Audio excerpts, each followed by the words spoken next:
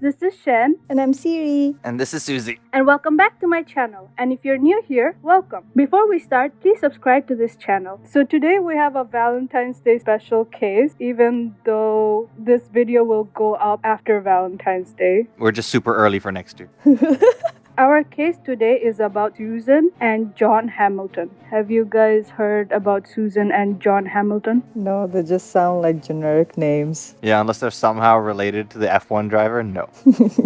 There's a very famous F1 racer driver called Lewis Hamilton. Oh. Everyone says Susan Hamilton was the love of her husband's life. John Hamilton, a prominent doctor in Oklahoma City, showered his wife with gifts, starting with a Porsche he gave her the day they married. The couple had exotic vacations and a beautiful house. And after 14 years of marriage, friends and family say they were inseparable and very much in love. Doctor of what? In Oklahoma City. I was gonna say dentist, maybe, but alright. Damn, dentists do earn a lot. I was thinking more like cosmetic or something. That too. That works too. Yeah. No, you'll hear what he does. Right. Then came Valentine's Day 2001. John Hamilton, 53, ordered an expensive arrangement of red orchids for his wife, but he never got the chance to give them to her. Instead, he says he came home between surgeries that morning to pick up his date book. Like diary? Like a journal? Yeah, I think it's a diary. Who calls it a date book?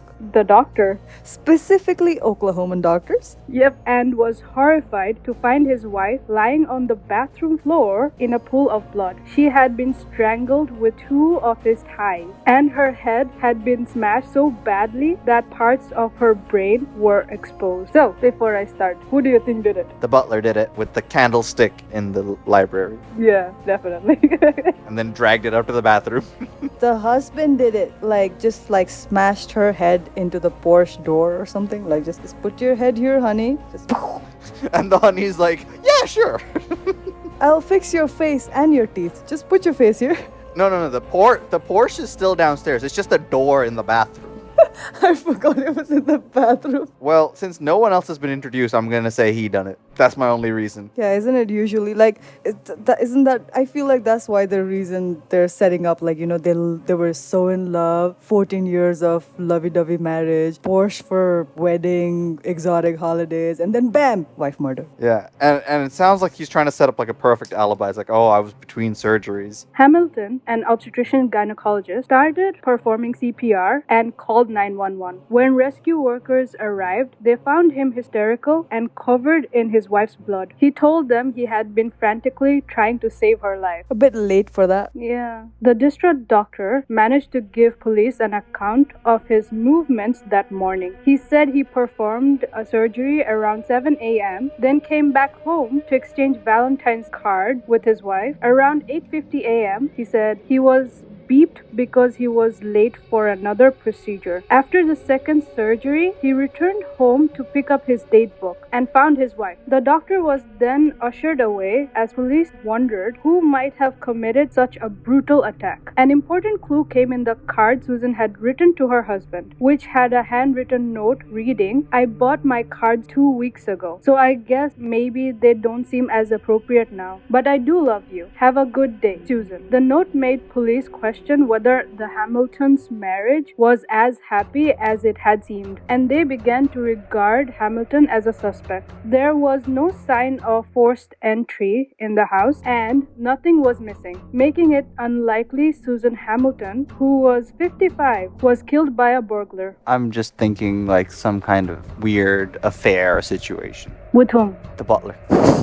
If you're saying the butler, I'm gonna go with the baker. The Hamiltons did have enemies. In addition to delivering babies, John Hamilton performed abortions at his clinic, and Susan worked there too. Anti-abortion protesters had picketed the clinic, and friends said even their home. But it'd be super weird for someone who's pro-life to go around killing people. The irony. Right? Susan worked at the clinic as well? Her husband's clinic? Yeah, As what? As a nurse, yeah. As a nurse? worked there too. I don't know as a nurse or not. I don't know. The doctor had been targeted by a militant anti-abortion group. the Army of God, whose members have expressed support for the 1998 sniper killing of an abortion provider in New York State. The group had faxed Hamilton a wanted poster the same week as the murder, and the doctor told Primetime he and his wife had both received threatening phone calls the week she was killed. I always took threats like that seriously, he said. You have to, with what has happened in this country. But suspicion began to point closer to home. Neighbors told police that in the weeks before the killing, the Hamiltons had been having marital problems. Investigators uncovered evidence that Susan had found records of dozens of calls from her husband's cell phone to a topless dancer, and prosecutors say Susan told friends she was thinking about asking John for a divorce. Believing that Susan Hamilton's threat of divorce was enough to make the doctor snap, prosecutors developed a theory that the couple had argued that morning after exchanging the cards and the doctor killed his wife. Yeah, just a theory? Like, no evidence to back it up? No, he was just obsessed with her. District Attorney Wes Lane later told Primetime when he saw that his incredible woman was looking like she was leaving him, he lost it. Hamilton denies that he was having an affair or that his wife wanted a divorce. He told Primetime he made the calls to the stripper because she was in real need of attention. She really needed attention between her legs. And as I am a gynecologist, I was there for her.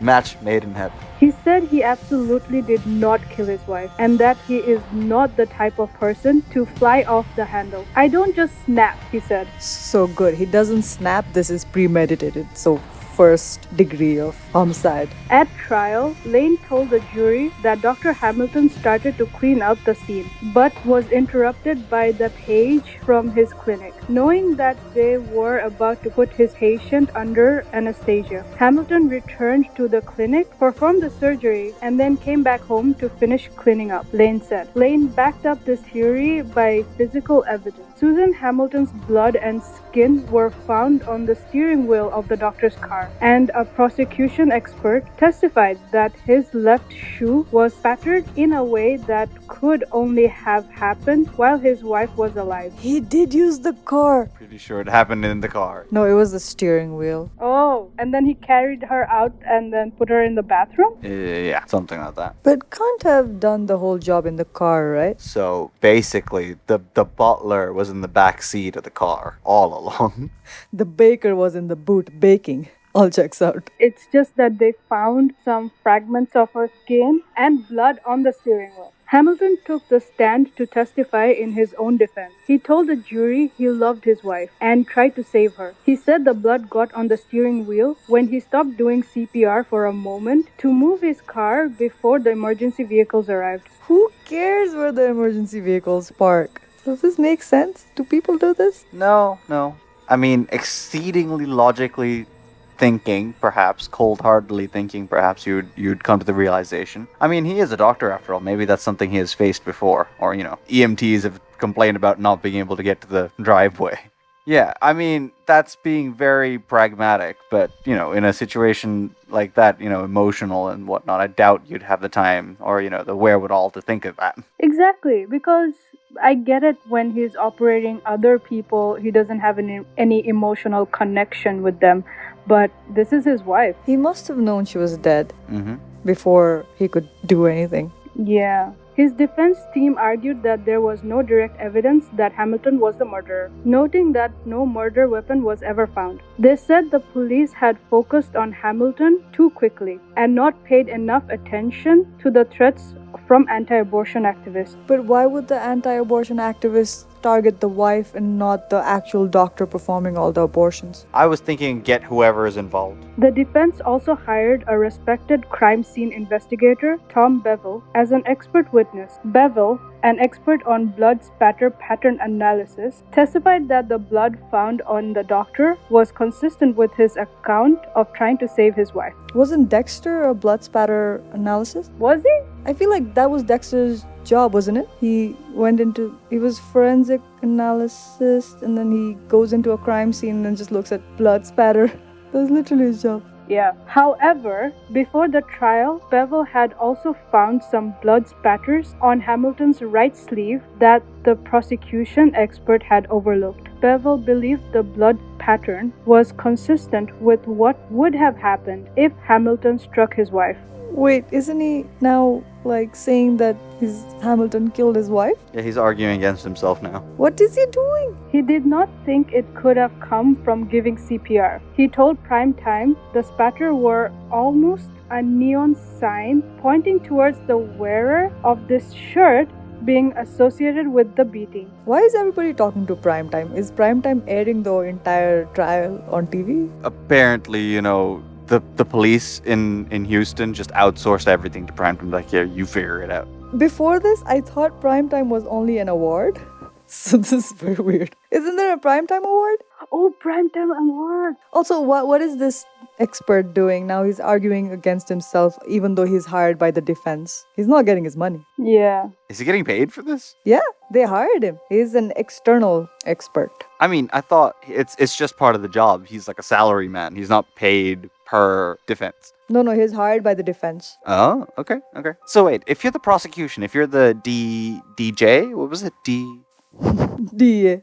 DA. Not DEA, DA, right? District Attorney? Oh yeah, that's Narcos. DA. If you're the DA, can you not hire outside of the state? Do you have to have the state medical person look at things for you? Usually, yes. How come the defense is afforded like specialists from the outside and the offense is not? Because none of the people working for the city is trying to help you. Yeah. At the trial, Lane asked Bevel if there was anything the prosecution had missed that was important. Bevel, under oath to tell the truth, told the court about the spatter in the sleeve and said it was consistent with Hamilton beating his wife over the head with a blunt instrument. You could have heard a pin drop, remembers Lane. Moments like that in the courtroom just don't happen like that. They do on Perry Mason, but they don't in the real world. It took the jury less than 2 hours to convict Hamilton of first-degree murder, and he was later sentenced to life in prison. Bevel said he had no choice but to tell the court what he knew, even if it hurt the client who had hired him. Ultimately, you take an oath to tell the truth, and that overrides any allegiance I may have to any client. Did he get any more jobs after this? I didn't look him up.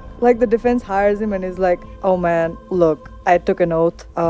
So yeah, plot twist, you're going to jail. I'm sure there must be someone who values that. Definitely, like there must be some job opportunity he gains from it. yeah, but the thing is, he didn't let anybody know that, he didn't let his clients know that, dude, I don't, I have to say the truth. If you killed her, I will, that's exactly what I'm gonna say in court. He just freaking surprised everybody in court. Is like, look, I know these people hired me, but according to the evidence, the people who hired me also killed the person. It could be I'm not going to say anything unless it's asked of me kind of thing, I'm going to let it slide unless I'm asked specifically. But the lawyers always ask such pointy questions. There's no way he's not gonna get asked this. I mean, in hindsight, yeah, 100%. But he might have been thinking, I'm not going to perjure myself. And as soon as as soon as there is, that particular question, I'm going to say it. It's just a vague question. It's just that they asked,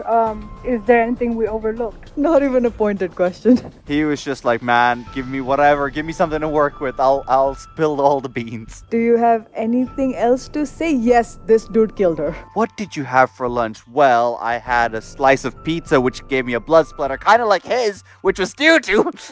Just good on the Bevel dude for actually adhering to the whatever code oath. Thank you so much for watching and listening to this video, and thank you, Susie, for joining us today. Anytime. If you like this drawing and you want to see the finished piece, please check out my Instagram. If you enjoyed this video, please give it a thumbs up, comment down below which true crime or supernatural case you would like to see next, or if you have a story of your own you would like to share, you can send them to me to my email or my Instagram. Or on our subreddit. All the links will be in the description down below. Subscribe for more videos like this, and if you're already subscribed, please click the bell to be notified in the future. Thank you, bye! See ya! Bye.